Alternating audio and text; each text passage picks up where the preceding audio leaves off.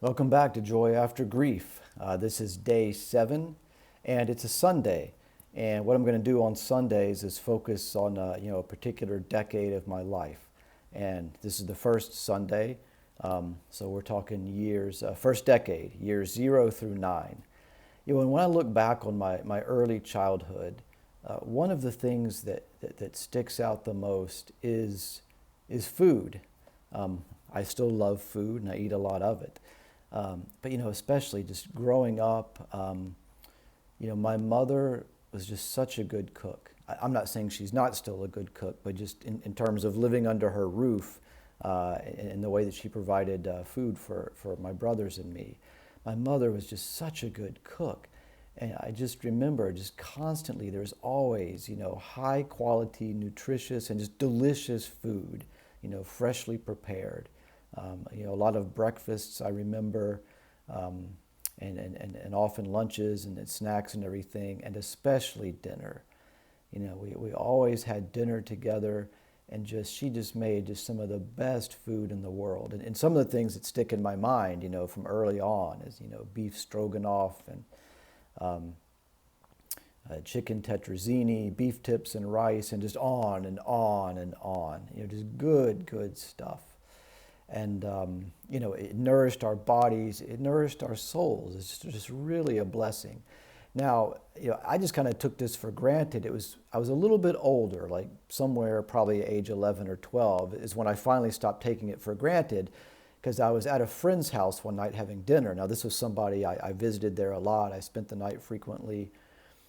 And one night I'm eating dinner, and it finally occurred to me. I'm like, this woman could not cook to save her life. She's a terrible cook. My friend's mother, like, wow, they eat like this every night. How sad and pathetic. Now, I didn't say that out loud, fortunately, but I finally realized that, man, I had it good. Like, I'm over here eating like a king, and I never realized that other people were deprived of this blessing.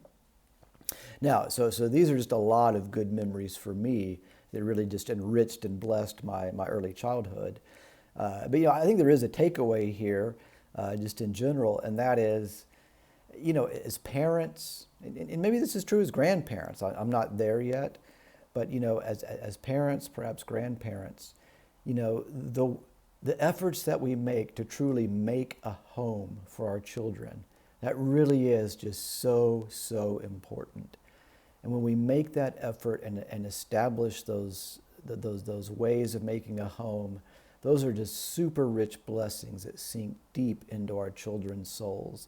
And it might be about food, the way food is prepared and presented and shared. It just might be other aspects of family life.